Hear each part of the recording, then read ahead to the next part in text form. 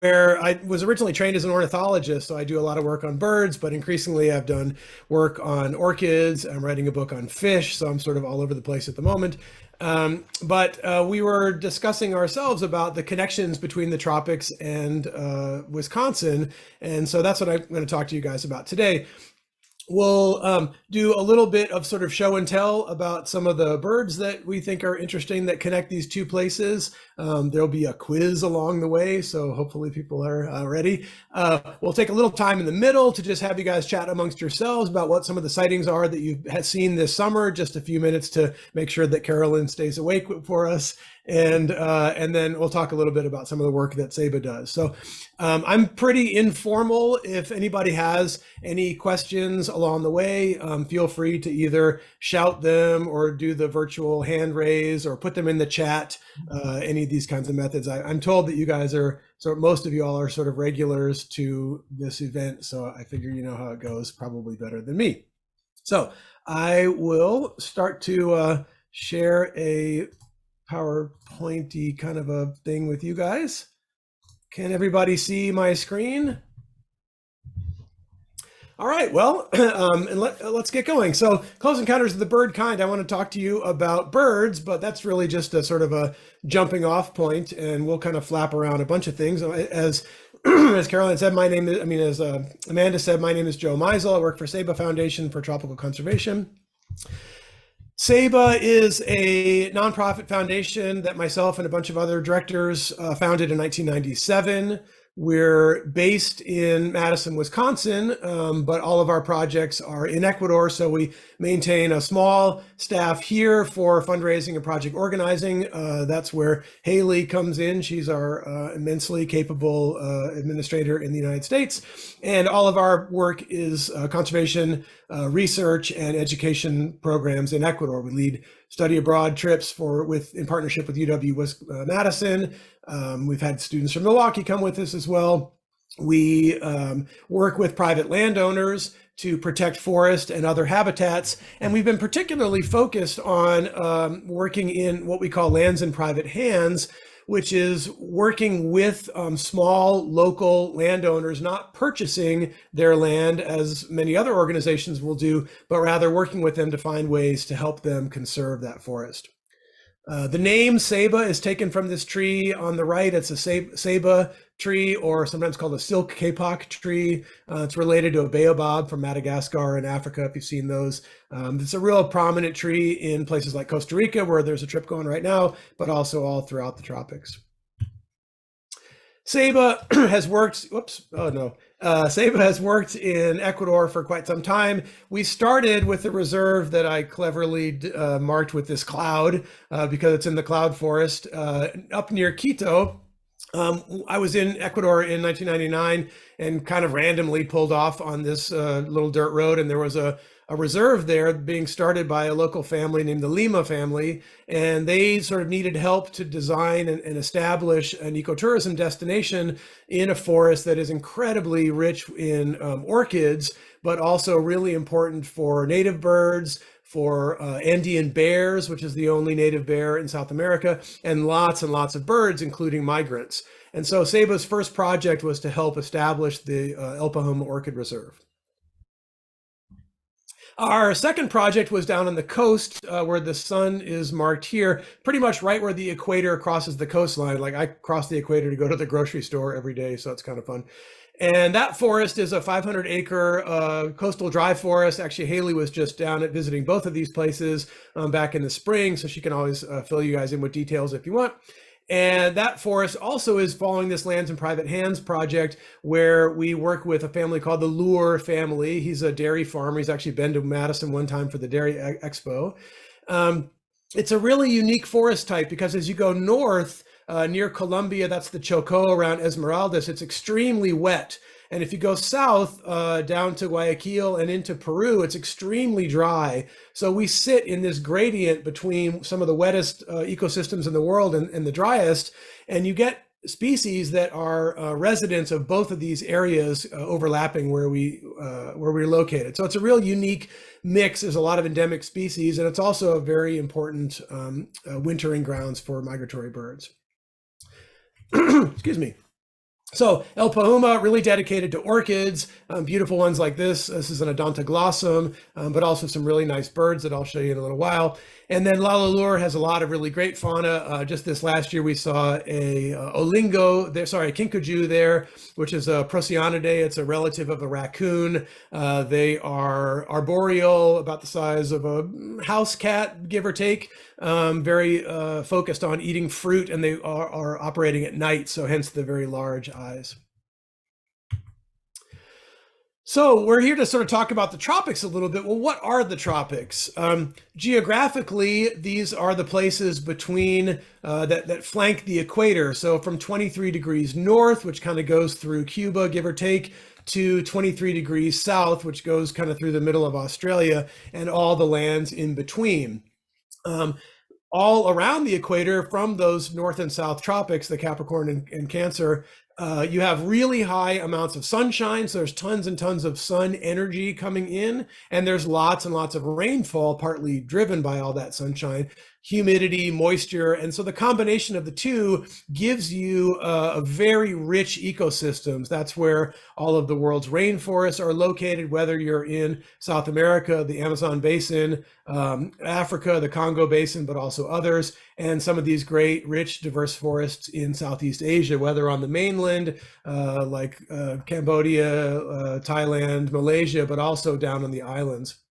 So because of these really rich forests that are driven by this moisture and immense amounts of energy, you have a tremendous amount of biodiversity. So you can take all kinds of different numbers, more ants have been found on a single tree in the Amazon than in the entire state of New York. 2/3 of all the vascular plants in the world are found in the Amazon basin, even though it's only about 0.5% of the land area of the planet. So all these metrics that show us that the tropics are really, really high diversity areas. And so for conservationists like myself, that has become a place that we've gravitated to. There are real biodiversity hotspots, areas that are have surprising amounts of biodiversity given their area.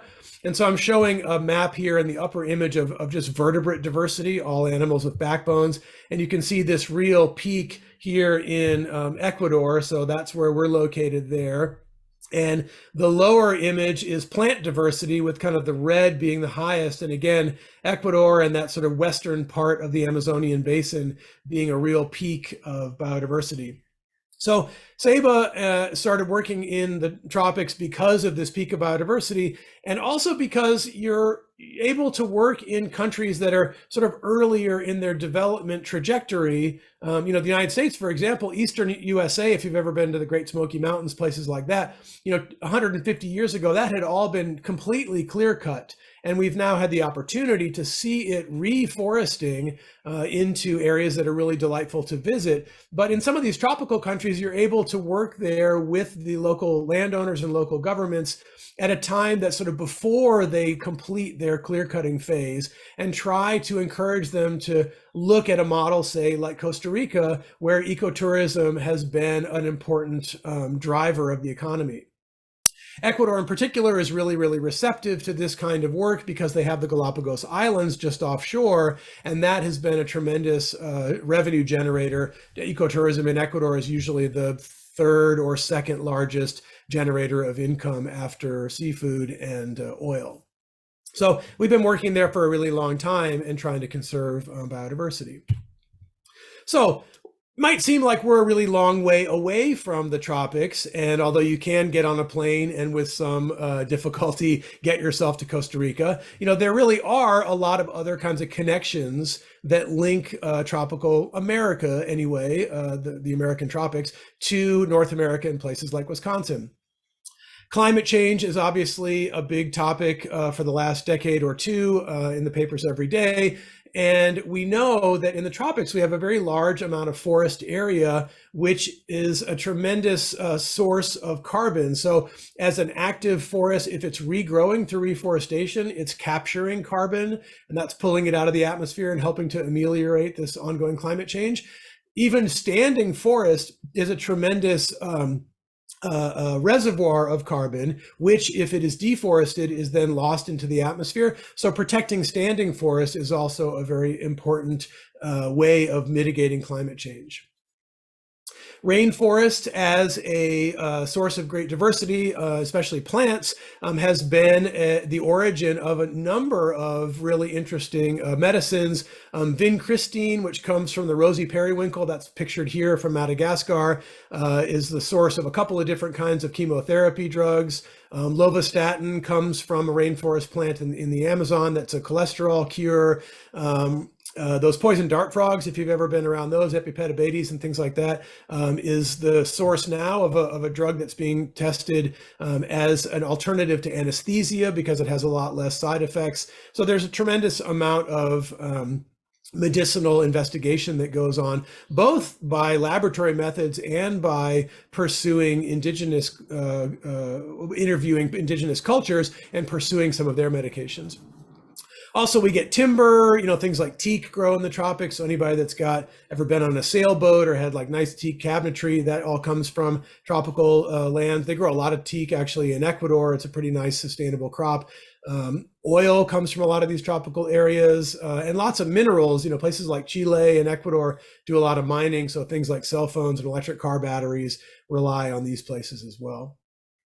And the tropics are a real important home for migratory wildlife, and that's kind of what I want to focus on for most of the rest of our talk.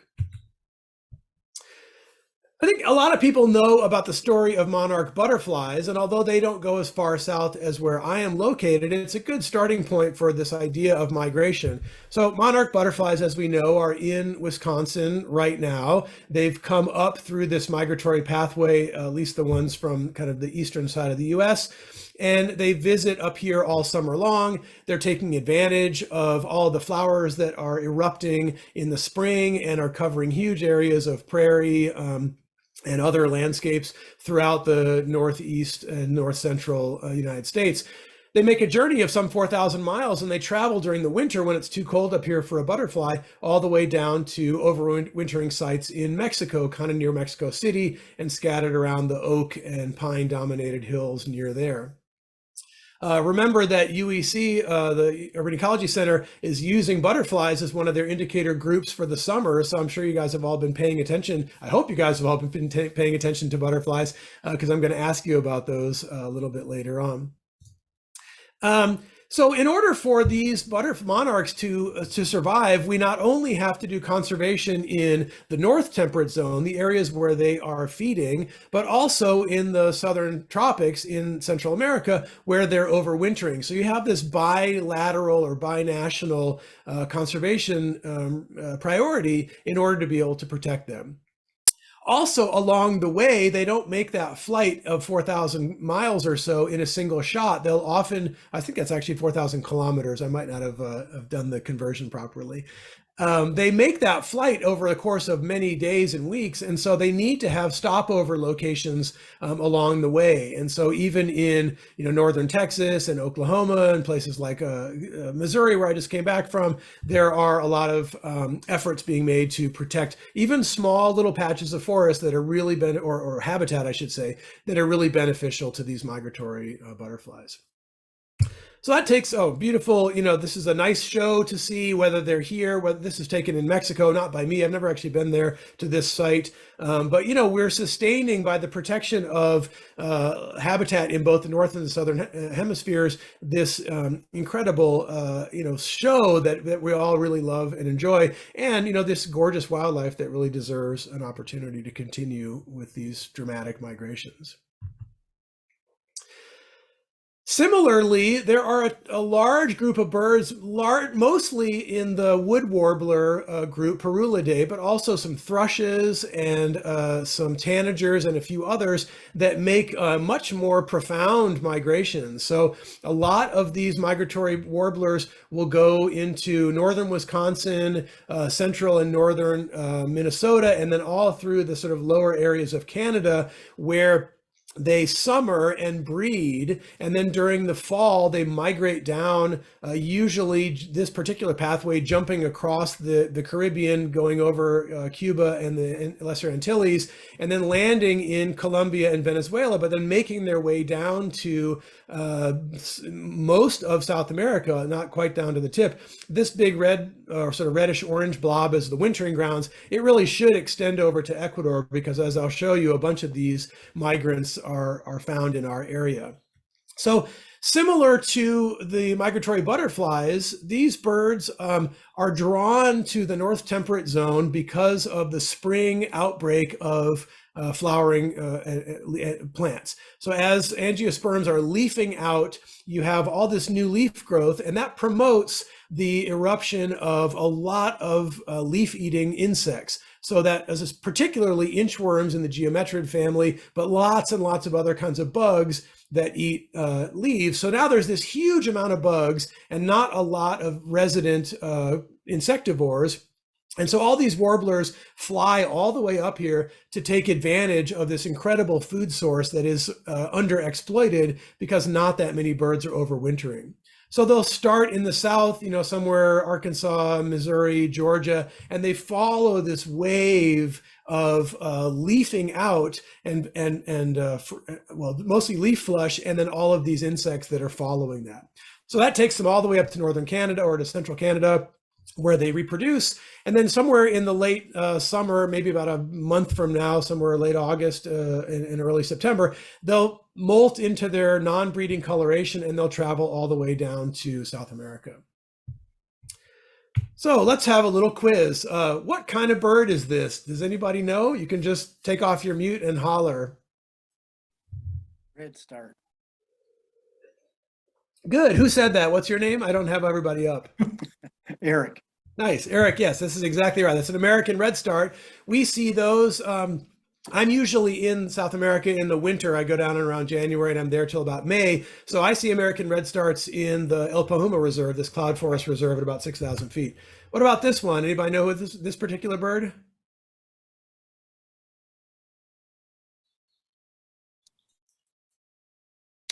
Blackburnian. Yep, that's a Blackburnian warbler. This is another one that makes its way all the way down to Ecuador. It's real common, actually. Both Blackburnians and redstarts are really quite abundant in the cloud forest. Blackburnian warbler. Okay, here's another one, a little trickier. Anybody? Oh, me? Good, that's a good guess, but no, that's not quite it. So it's chestnut-sided. This is the bay-breasted. They're real close to the chestnut-sided. These we see in a couple other places in Ecuador. How about this one? Canada. Yeah, this is a Canada warbler. They I guess Canada got to name them, but they're also found quite commonly in Ecuador and lots of parts of Colombia, which is a great bird watching destination, by the way.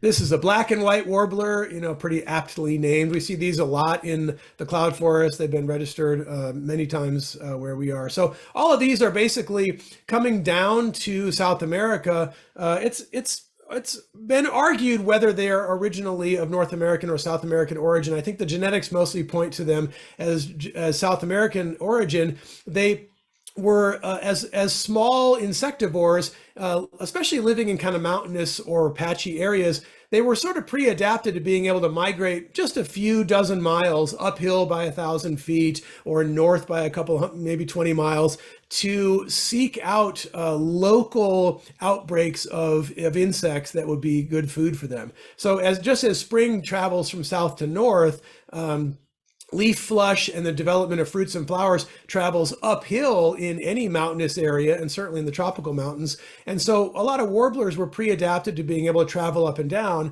And the theory is that they started to kind of get close enough to this outbreak of geometrids and other insects that were really abundant in North America, and that's what prompted this migration to happen. So you have birds that are already mobile that then start to undertake these great migrations.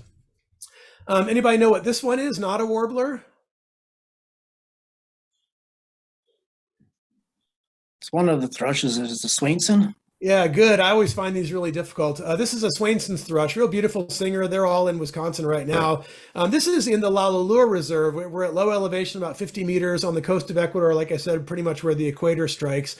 And we had done a bunch of bird surveys there. So this is a netted bird and a student in the background. We were doing some teaching at that point. And so looking to try to find what all of the migrants were in that forest. This is a kind of fun one. Anybody know what this bird is? Oh, Real strong breeding colors at this point. oh, What's the overall color of this bird?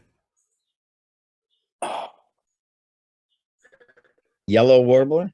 Yeah, very good. It's a yellow warbler. Sometimes they were called mangrove warblers. I haven't looked recently. I think they got lumped as a single species. So this is yellow warbler or mangrove warbler, but this is a picture I took on the beach in the Galapagos. And I wanted to point out that not all warblers are migratory. Some of them exist in both North America and South America. So yellow warblers is really an interesting case because North American, you can see them in Wisconsin. They'll migrate down sometimes as far as Mexico, usually to like the Caribbean, and they kind of stop there. But there are also these resident populations that live in South America that don't migrate. So this is one from the beach of Galapagos. This was one that I found in Galapagos. This is a female that is feeding a nest full of birds, of chicks. And so, I think any of us could ask the question, well, if you get the chance to live in Galapagos, why would you want to go anywhere else? It's pretty awesome there. So these birds have just set up a permanent resident lifestyle. There are other really nice resident warblers. They're not all migratory. So this is a spectacled Whitestart. This is really common singer in the cloud forest where our orchid reserve is located. This is russet crown warbler, very beautiful call, that you hear every morning all throughout the cloud forest. Really, really nice. So there also are these resident warblers. Okay, so I wanted to just kind of take a few minutes of a break just to make sure that everybody is having fun and talking to each other. I don't want it to just all be me talking. So Amanda's going to put everybody into breakout rooms. These will be like a little chat room that just 3 or 4 of you will be in as a group. And I just want to have you guys separate and talk amongst yourselves. Most of you probably know each other, but if you don't, introduce yourselves. And just take 5 minutes to describe to the group, is there a bird or a butterfly that you've seen this summer that was a really great experience for you? What was the prettiest bird or the craziest butterfly that you saw anywhere? I know that UEC has made butterflies one of their species of interest this summer. So just take a few minutes to kind of go around your small group, talk about what bird or butterfly you've seen, choose amongst that group which is the best highlight that you guys like the most. And then when we return from these breakout rooms, I'll just ask one representative from each of the groups to just share, well, what was your highlight bird or butterfly this summer? Okay, so let's go. Let's see. Can I see that screen? There we go. Let's go back to Ecuador. So I was talking about the 2 reserves that we have helped to establish. The El Pajuma Cloud Forest, which is at about 6,000 to 8,000 feet of elevation. So cooler, high elevation, really nice for hummingbirds. There's about 40 species of hummingbirds there. And the Lalulua Dry Forest, which is this seasonal forest on the coast of Ecuador.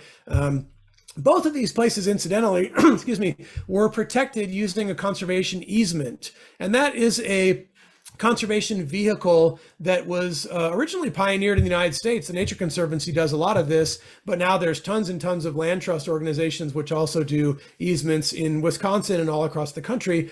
And it's a mechanism for protecting land by assigning protective measures to the title of the property. It comes from this legal mechanism for allowing people access to your property. Like if they put a cell phone tower or a wind turbine on your property, they don't own the road that gets there, but you permanently grant them access on that road. That access gets written into the title. If you sell the land, the wind power company can still drive that road. So the same mechanism has been used to say, okay, if you sell that land, we're still going to make you respect conservation measures like not cutting forests, not dumping trash, not polluting waterways. And so this is a mechanism that had been used quite a bit to try to promote conservation on private lands. We were actually, Ceiba was actually the first organization in South America to write a conservation easement, and we're actually collaborating with the Ecuadorian government now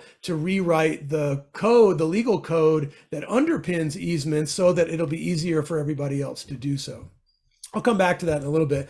But some birds. So we have in the high elevation, we have things like redstarts and blackburnians, black and whites and Canada warblers. Down on the coast, we've got a few of these like Swainson's thrush, but also this summer tanager is one of the ones that we commonly see.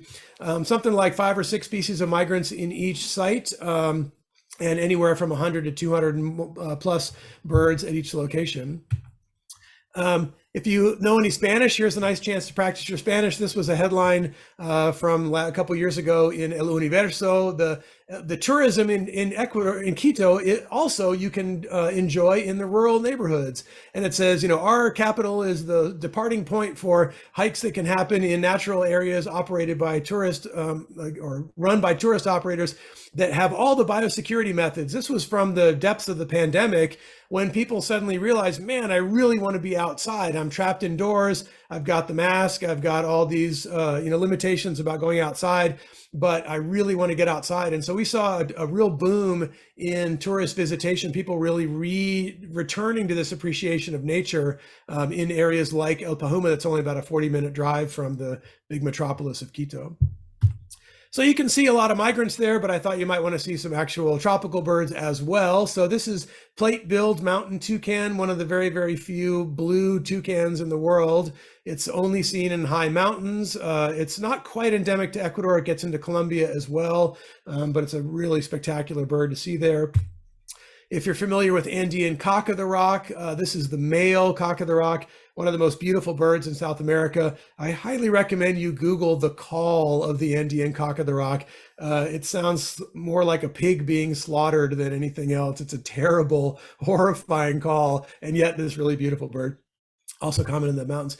We get a lot of trogons up there. So trogons are sort of in the same family as quetzals, which are more famous maybe from like Guatemala and Mexico and Costa Rica, although we have quetzals in Ecuador as well. There's 2 species in Lalur.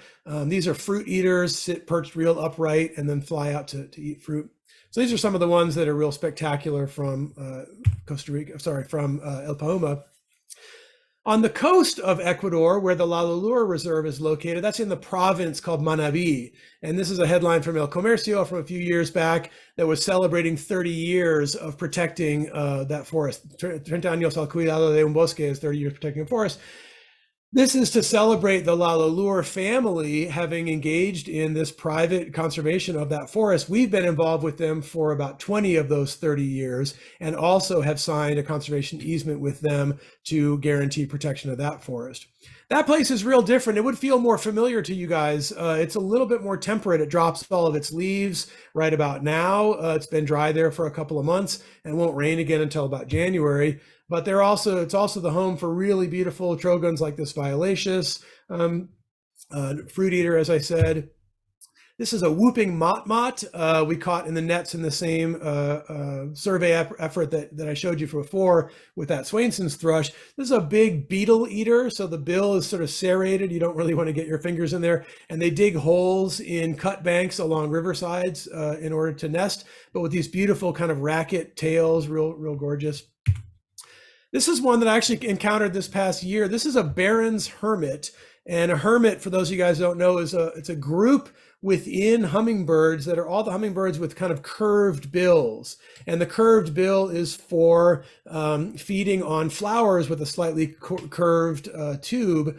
But a lot of hummingbirds in the tropics make their nests by gluing little fragments of moss and twigs to a drooping leaf, and they glue it there with spider webs. So they go out and they steal spider webs from a web, and they fly in circles around this nest. And so I found one just getting started. So you can see in the left frame that there's this little pile of nest kind of hanging down below the palm leaf, and then it's kind of flying clockwise around this thing. And in the rightmost image, you can see some of that spider web in the bill of this this bird, it's going to build out on the underside of the nest. Let's see, let's do it this way. It'll build a little shelf that sticks out to the left of that, and then eventually it'll place the egg or two in there. So this was kind of a nice discovery this year.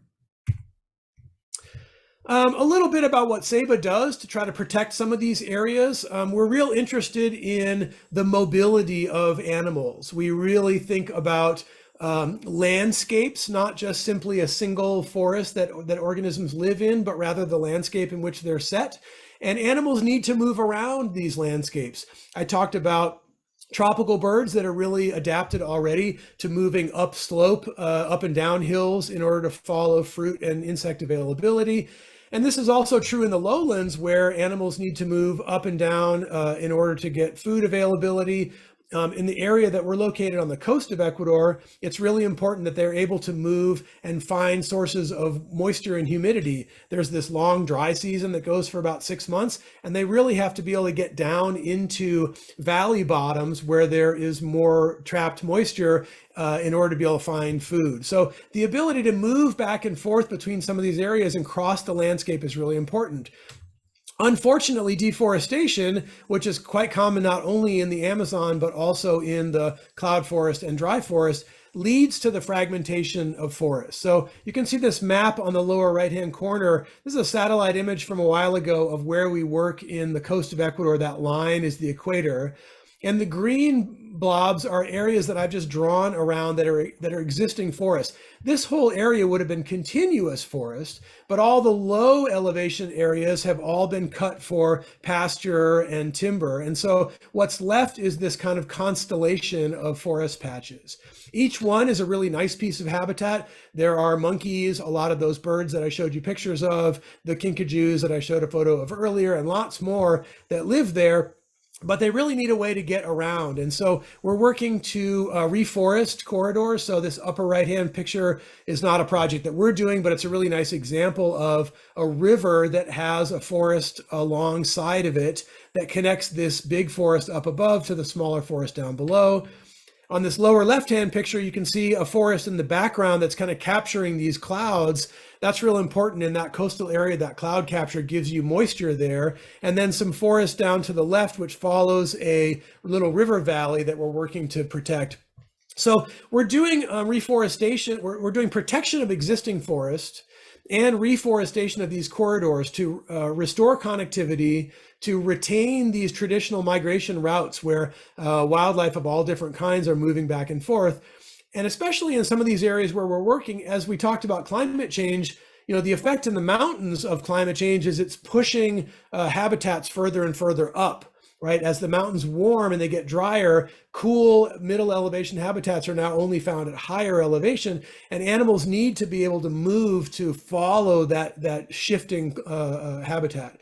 Similarly, on the coast, I talked about this transition or gradient between the wet forest in the north, the dry forest in the south. We want animals to be able to, and plants, to be able to shift along that gradient as it kind of tracks. We expect that dry area to start moving a little bit further north as climate change kicks in. And so we want animals to be able to move and give this resilience. So all this is real important to us when we consider corridors. We also really think that although there's a lot of value in protecting large forests, protecting small forests or small patches of habitat. We have small prairies in Wisconsin. Even in my own backyard, I have a little prairie the size of a bedroom. These really have large value for animals. As we said, they're important for migratory birds. So they serve as overwintering sites where they can spend their winter months kind of fattening up and preparing themselves, recuperating from the journey down and preparing for the journey up. These migratory birds will make wintering homes in areas like this bottom right photograph, where you have lots of little patchy forests, but they'll also they'll also overwinter in areas of productivity, like in coffee plantations. So there's a whole Smithsonian effort to drink bird-friendly coffee. Rainforest Alliance as well is putting bird-friendly labels on coffee. And so you can support migratory birds just by drinking coffee that comes from certified farms where they leave shade trees over the coffee plants, and that provides much better habitat. We mentioned also stopover sites. So even between Ecuador and North America, places like Costa Rica and so on, where birds will stop over for a day or two and gather a little bit of strength to continue on in the journey. Those are really valuable. Small forests in the tropics are really important homes, not only to their migratory birds, but also resident birds, monkeys, rare plants, and all kinds of other wildlife. And we're really involved in local communities in these coastal areas to support local livelihood. So be that tourism or agroforestry coffee, where we think it's really important that people are able to connect with nature and see it as something that benefits them and not just kind of a museum that should be set aside and is sort of a cost to everybody, but rather provides value in the protection of those forests. I mentioned that these forests are really important for capturing water. And you can see this cute little girl that I ran into a couple years ago that's been gathering water from a spring and then bringing it on her burro down to the family home. So a lot of people are understanding now that these intact forests are valuable for protecting water supplies as well. We've been working for about 15 years on the coast of Ecuador to protect what we've called the Coastal Conservation Corridor. So this is that same image, but rotated a little bit, showing where the Lalulua Reserve is located. That's the red outline. And these patches of forest that you can see in the left map are all of our kind of target patches. In the right map, the ones that are in darker green are forests that we've helped to conserve by signing them onto one of 3 different government programs or by actually establishing a direct conservation agreement with those families. So we've been working with local governments in this region to establish what's called an ACUS. That's the Spanish acronym for a conservation and sustainable use area. And this will promote forest protection, reforestation, and sustainable production. So better methods for producing fruits, vegetables, and also things like coffee. We're promoting conservation easements that I described before, this protection that's inscribed in a land title, so it's permanent. And we've signed conservation easements not only with the Lure family, but also with 2 other properties in the southern end of this corridor. It's about 60 miles north to south, covers about 600,000 acres, of which a couple 100,000 are forest. And we're also supporting local landowners. This gentleman in the lower left is Ernesto Campos. He has a really beautiful kind of mixed species combination of forest and crops. And we take ecotourism trips there, and they've been leading them themselves for the last 10 years or so. So in addition to the chocolate and coffee that they grow, they're also benefiting from the protection and the ecotourism that comes there. So we're about at the end here. And so the question sort of arises, well, we're all the way up here in Wisconsin, but what can you guys do here to protect birds and butterflies and contribute to the conservation of these highly migratory organisms? Well, in your own backyard, you can plant flowers for butterflies. You can rear butterflies, as one of you guys is doing. That's awesome. For birds, you can join a birding society, bird watching society or club. Wisconsin Society for Ornithology is real active. You can support reserves that provide habitat for migratory birds just by going and visiting them. Pay the entrance fee. That really helps a lot. And if you have a property, or if you know of anybody that has property that are interested in conservation, you can sign up for an easement as well I was going to say Ecuador, but in Wisconsin through a local land trust. So I've just put a couple of names up here: Northeast Wisconsin Land Trust, Door County Land Trust, the Driftless Conservancy. You can find a land trust where you are real easily through the internet, and they'll be more than happy to come out, survey the property, and help you set it aside for future generations of birds and butterflies. If you want to come look at some stuff in the tropics, you're more than welcome to come down and visit Ecuador or any tropical area. I know that the Urban Ecology Center runs trips, and those would be an awesome way for you guys to get down to the tropics. If you're interested in Ecuador, it's a great destination. There's lots of terrific places to visit, lots of great reserves. You can come and volunteer at Lalulua Reserve. So we work with local educational programs for local school kids. We do bird surveys and lots of other work there. Ceiba also leads educational tourism programs, both to the Galapagos and to the Amazon. At least one person participating today, Max, had come with us to the Galapagos this past March. And so in 2023, we'll be taking a week-long trip to the Galapagos in the end of March, and then the first week of April, that group goes to the Amazon, where you can see monkeys like these woolly monkeys. So if you're interested in that, you can get in touch with us as well. Come down and see a Galapagos giant tortoise if you want. They also have beautiful birds on those islands. Or you can go to the Amazon and see something like this white-bellied spider monkey that's eating like a cucurbit fruit. Just fantastic opportunities for wildlife observation all up and down Ecuador. It's a great country to go for ecotourism. Well, that about wraps it up. I think for me, I was really happy to be able to talk to you guys about the connections between Wisconsin and the tropics this summer. Today and all year long. It was really nice to talk to you about migratory birds, about the migration of monarchs, and what Ceiba is doing in Ecuador to try to protect some of the habitats that those migratory birds and lots of resident wildlife rely on. So thank you so much for your time. If you want more information, you can look at our website, ceiba.org. You're more than welcome to send me an email at jmeisel@ceiba.org. And I'll end the presentation here, and I'd be more than happy to respond to any questions that you guys might have. So hopefully you've enjoyed it, and thanks very much for your participation.